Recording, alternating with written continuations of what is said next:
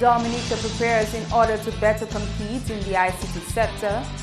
Training for the agriculture sector in an effort to effectively manage black sigatoka. And statistics show a disturbing trend in child abuse cases. I am Dorian Graham Carter with the Channel 5 News. Details coming up.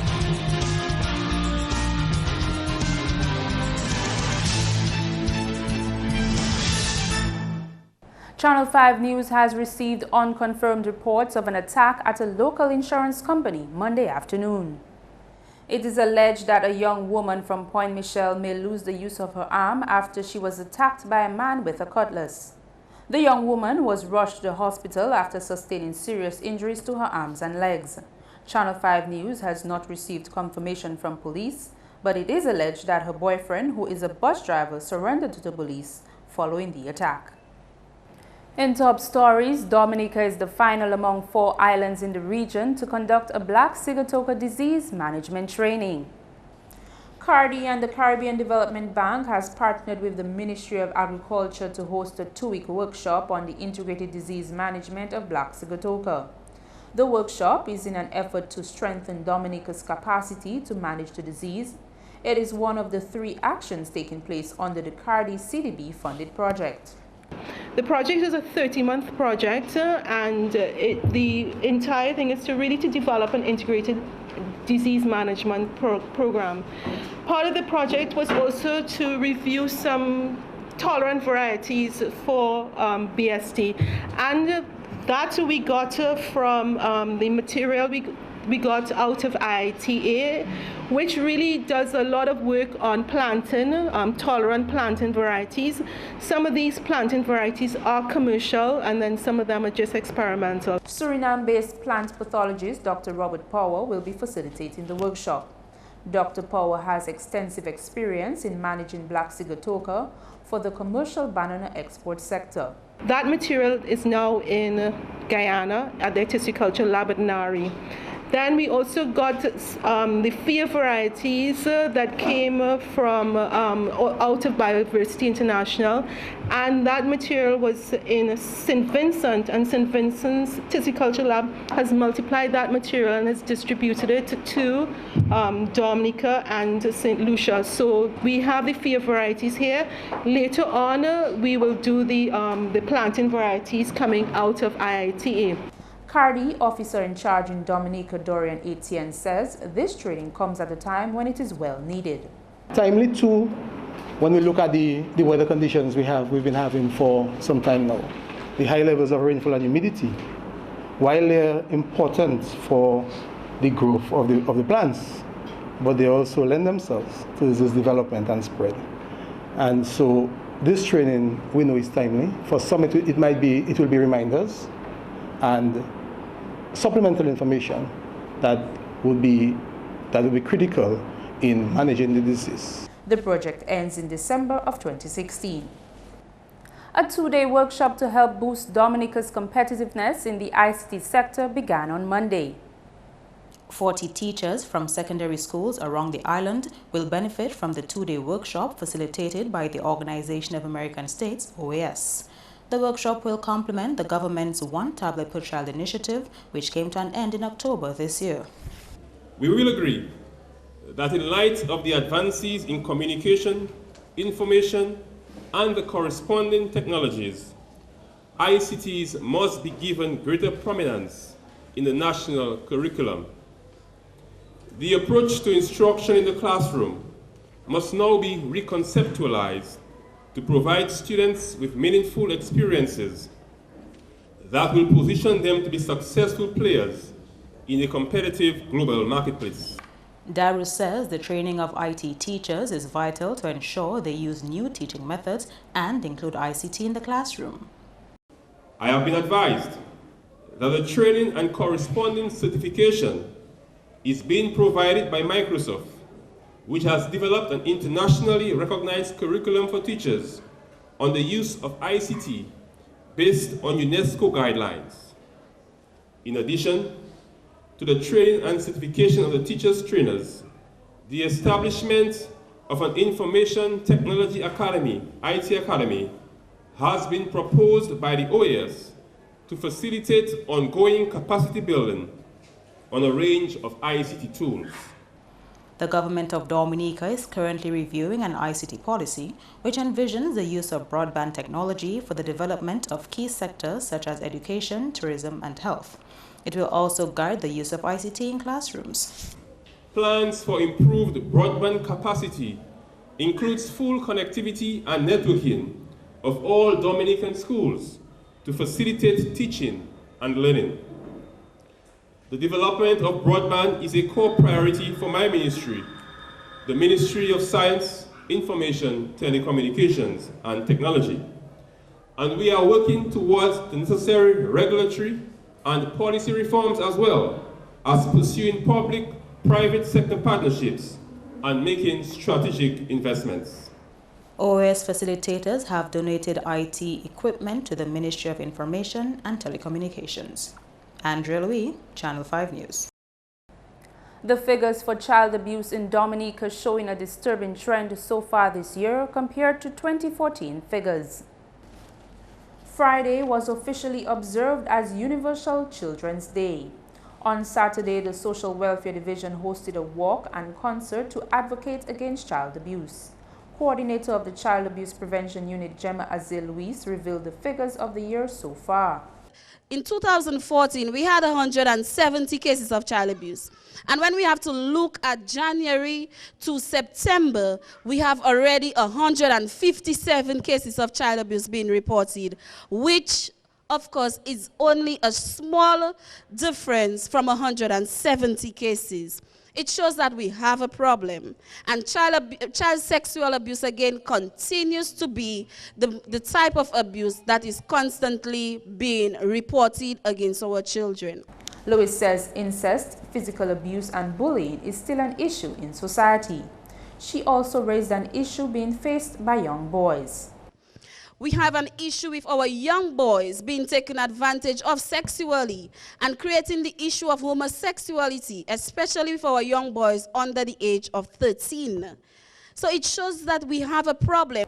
Azil encourages other organizations to work together to break the cycle of child abuse in the society.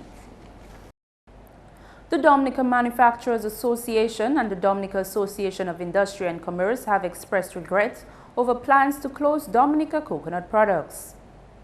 94 employees have lost their jobs as a result of Colgate-Palmolive announcement to close DCP. A joint statement from the DAIC and the Manufacturers Association points to the fact that DCP has been a household name for decades and playing a key role in the manufacturing sector. The joint statement mentions significant levels of exports and DCP's contribution to the country's foreign exchange and country's gross domestic product. Prime Minister Skerrit has appealed to the Colgate-Palmolive to go beyond the legal mandate and consider providing additional financial and other benefits to those employees who have lost their jobs. We have spoken to Colgate-Palmolive and we have said to them very clearly from the government standpoint that while we recognize that the laws make certain provisions for severance and it defines the benefits which each employee would be entitled to based on the number of years employed, but we also called on Colgate-Palmolive to go beyond the legal mandate and to provide additional financial and other benefits to the employees. They have given us the assurances that they will go beyond what the legislation has dictated, and we look forward to them honoring that particular commitment. The DIC-DMA joint statement says the closure of operations at DCP is another blow to Dominica's economy. The DIC and DMA call for both public and private sectors to challenge themselves to encourage more foreign direct investment into Dominica. Meantime, President of the Dominica Association of Industry and Commerce says following a post-Erica visit to DCP, the DIC executive was very concerned. Jeffrey Baptiste says the magnitude of the impact of the flood at the DCP plant gave an indication of the risk to the investment. Mr. Baptiste spoke with Channel 5 News Monday afternoon on the DCP issue. We have confirmed the company's intent to close its operation in Dominica. For us, any loss of jobs is a blow to the economy, and you were talking 94 local Dominicans who would be impacted as a result of this decision. You're talking about the leading manufacturer on island who would actually contribute significantly to GDP in our economy, and that certainly is a cause of concern. So we are concerned as the DIC, and we have articulated that through our news release.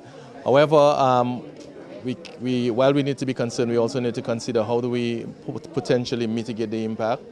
And we will obviously reach out to have some dialogue with the public sector, with government more directly, to understand if there's a role for the private sector or the DIC to help find a solution to cushion the impact of that decision. And this is what we will continue to attempt to do. Baptist says the close down of DCP is not an encouraging moment for the DAIC.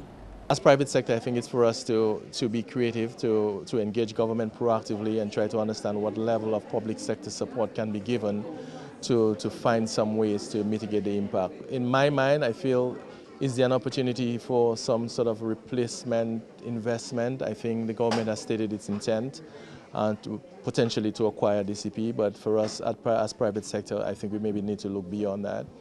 Is there an opportunity for either in-country private sector with collaboration and partnership with maybe external private sector entities to potentially come up with some ideas in terms of how we can actually replace the investment at the Dominica coconut product. This is Channel 5 News. Up next, the latest in Polish news, sports and weather.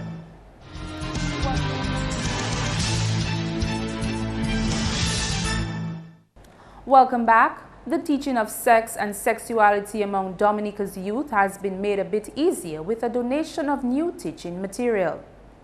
975 Health and Family Life Education HFLE books were donated to the Ministry of Education on Monday. HFLEs taught in primary schools around the island from grades K to 6. These new books will be used as resource material for teaching on the subject matter. The donation of books was made possible through the collaborative efforts of Jay's Bookstore and Macmillan Publishers. Macmillan's Health and Family Life Education for primary level is an exciting new course for Caribbean schools based on the CARICOM regional curriculum framework. The course follows the 4 CARICOM themes of self and interpersonal relationships, sexuality and sexual health, appropriate eating and fitness, and management of the environment. The Ministry of Education had met with representatives from Macmillan Publishers to discuss the status of HFLE in the country, and the need for resource in that subject area were underscored. Due to the scarcity of resources in HFLE in the region, we have not yet identified a specific textbook dedicated to the subject at present. Therefore, the Macmillan books will more than complement our HFLE curriculum. Over the years, teachers have reported difficulty teaching the subject of HFLE due to lack of resources, problem with the delivery of age-appropriate lessons and materials, and the need for teacher training, which the Ministry of Education has made significant, and I say significant, ongoing efforts to resolve. Education officials say the donation of new material is timely. Today, your contribution in the area of HFLE is significant, particularly when we listen to the news and we hear what is happening to our children. We understand that incest is on the rise, our children are being abused, and at that juncture, I make reference to the poster. We can see the child is speaking to the mother, but she's not listening because she's busy on the computer. Today, I want to tell our parents that when our children engage us in conversation, we need to give them our full attention. Each primary school will receive a set of 13 books. Andrea Louis, Channel 5 News. In other news, renewed efforts geared towards helping men and boys in society. That's among the objectives for the executive of the Caribbean Male Action Network, CARIMAN Dominica branch. The organization held its general elections last week, where Thomas Holmes was re-elected president. Our mandate is to continue working with boys and men, create spaces where boys and men can come, talk about the issues that impact their lives, both positive and not so positive, and how we can assist them. What we really want to do is to see our boys and young men, self-development, build themselves, and then have respect for themselves, respect for others, especially the girls and women. Presently, we are working with 15 young men at the prisons, where we give them the theoretical aspect, and then we're hoping that when they come out of prison, the practical one, help them get a job. We're not promising that we cannot get the jobs, but we are promising that we can help them to, help themselves, self-development, self-employment, and so on.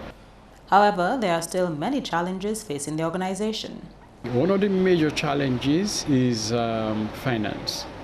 We are an NGO, and then we have to rely on others. The other challenge we have, sometimes when we have our programs, is reaching out to the men we need to reach out to. And then sometimes it is not difficult because the men, some men don't see, the importance. For example, when you talk about health, there are some men, they do not take care. Some of us men, we do not take care, of our health on a continuous basis. And then the other challenge we have is reaching out to the young men. How do we, to help them respect women? We see them on the block, we have to get to them on the block. The new executive of Philip Carlisle as Vice President, Malcolm St. Rose as Treasurer, Sabina Seaman, Secretary, Egbert John Baptist, Assistant Secretary Treasurer, and Bonty Liverpool as the PRO will serve for the next 3 years. In police news now, a 37-year-old man from Pishla is dead after sustaining fatal wounds from a motorcycle collision at La Lane, Granby on Saturday. Dexter Fontaine was the rider of a Yamaha motorcycle. It is alleged that he lost control of his motorcycle when he struck a pedestrian, Merlin Blanc of Granby, before hitting a utility pole. The body of Fontaine was transported to the Princess Margaret Hospital, where he was pronounced dead by a medical doctor. Blanc sustained a fractured left shoulder and a broken left leg. She is currently a patient at the Princess Margaret Hospital. And police are investigating a robbery which occurred late Saturday night in Roseau. The incident allegedly took place in the vicinity of the First Caribbean Bank on Old Street. Del Vidal, male 18 years old of 37, was allegedly attacked by two individuals wearing masks and armed with a firearm. He sustained a gunshot wound to his upper right side and was robbed of one gold chain worth $3,000 Eastern Caribbean currency. Vidal was transported to the accident and emergency department of the Princess Margaret Hospital, where he was seen by a medical doctor and admitted to the Alford ward. Anyone with information which can assist the police is encouraged to contact the Criminal Investigations Department at 266-5164, 266-5165, and 266-5119, or Crime Stoppers Dominica at 1-800-8744. Kenny Williams is next with your sports highlights.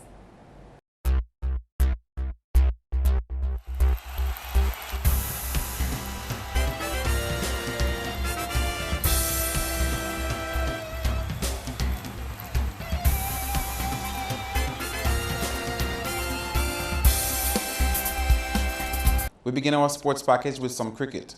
The cricket pitch at the Windsor Park Sports Stadium to undergo investigation following the premature end of the regional 4-day tournament between Windward's Volcanoes and Leeward Islands Hurricanes on the weekend. The West Indies Cricket Board confirmed on Monday that the pitch used for round 3 of the regional 4-day tournament will be investigated. WICB's Director of Cricket, Richard Pybus, will gather reports out of the games from the appropriate authorities as well as the officials of Volcanoes franchise relating to the preparations made prior to the games. Still in cricket, home advantage favored Windward's Volcanoes when they defeated Leeward Island Hurricanes by 8 wickets to close off the 4-day tournament in just 2 days. Batting first, Hurricanes scraped up a mere 24 for 7 declared, with the highest scorer being Orlando Peters with 11. Mervyn Matthew, Kevin McLean, and Keon Peters picked up 2 each for Volcanoes, with their team collecting 140. Tyron Theophile contributed 62 for Volcanoes to help bring his team to the win. Alzari Joseph of Hurricanes took 7 wickets, his team replying with 170 all out in their second innings. Volcanoes captain Liam Sebastian claimed 5, Volcanoes scoring 56 for 2 in the second innings. The team is expected to play against Barbados Pride at the Province Stadium in Guyana on the 4th of December. In football, Dublin Football Club, still undefeated, and defending champions Kyrie FM Exodus Football Club secured a victory to close off round 1 of the DFA Flow Premier League.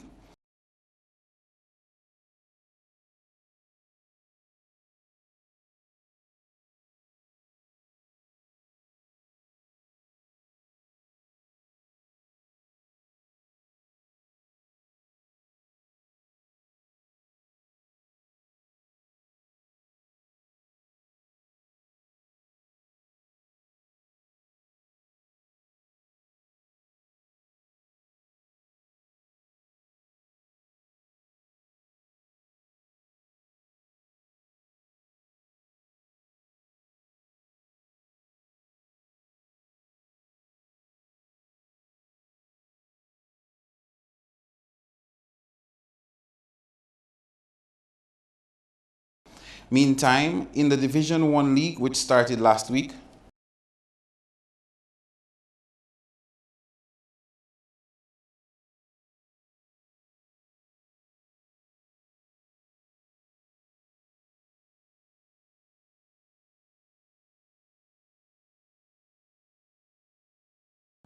still in football, suspended FIFA president Sepp Blatter said he feared for his life during a recent health scare.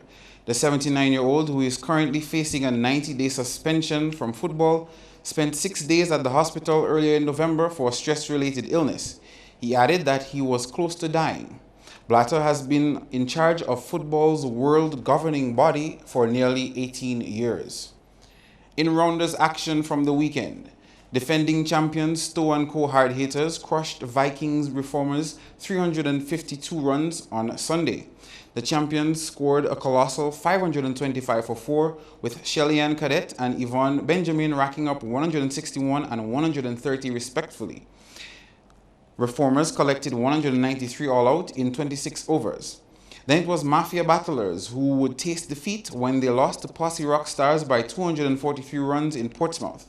Home advantage favored the winning team to gather 438 for 7, with Tessa Athanase scoring 195 and Antoinette Paul 56.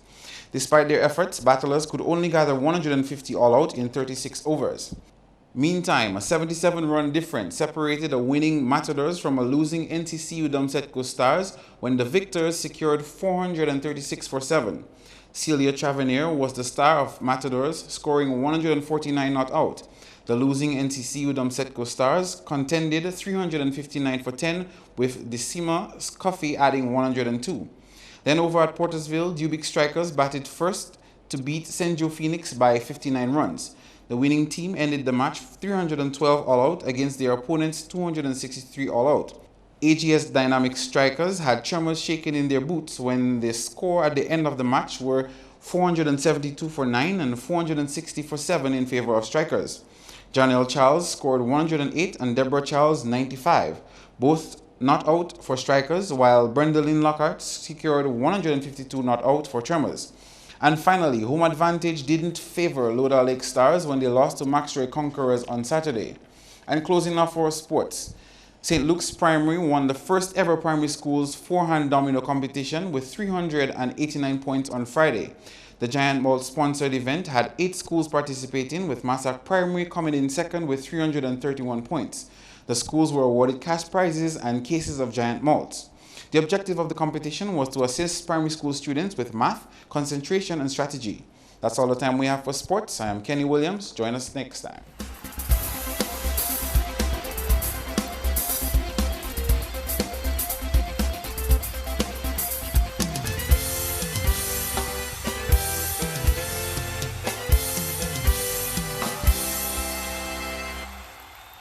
Your weather report is next. Good evening, viewers, and welcome to tonight's weather broadcast. Weak unstable conditions continue to affect the islands of the Lesser Antilles today. An infrared satellite showed some multi-layered clouds associated with a low-level trough approaching the southern portion of the chain. Meanwhile, visible satellite imagery showed fair to partly cloudy skies mainly across the western part of Dominica, while partly cloudy to cloudy skies were observed across the interior and eastern communities. Radar imagery indicated shower activity mainly in the interior. Tonight's weather is expected to be fair to partly cloudy with a few scattered showers. These conditions are expected to continue into tomorrow. Sea conditions tomorrow will be moderate in open water, with waves peaking near 7 feet. And looking ahead, weak and stable conditions are expected to continue to affect the island over the next 3 days, resulting in occasional cloudy skies with some scattered showers. And across the Lesser Antilles tomorrow, increased cloudiness and showers are expected mainly across the southern portion of the chain.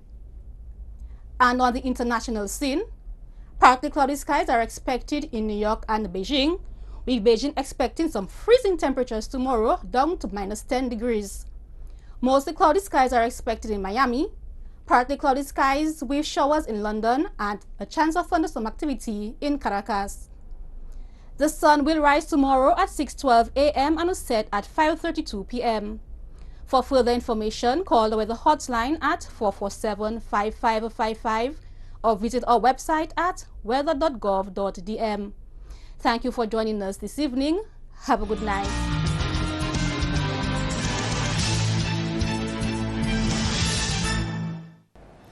That's news, the headlines again.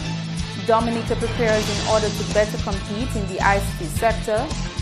Training for the agriculture sector in an effort to effectively manage black sigatoka. And statistics show a disturbing trend in child abuse cases. Email us at news@mapping2k4.com. You can also access our past newscasts on our YouTube page. On behalf of the production team, I am Lillian Graham. Thank you for joining us.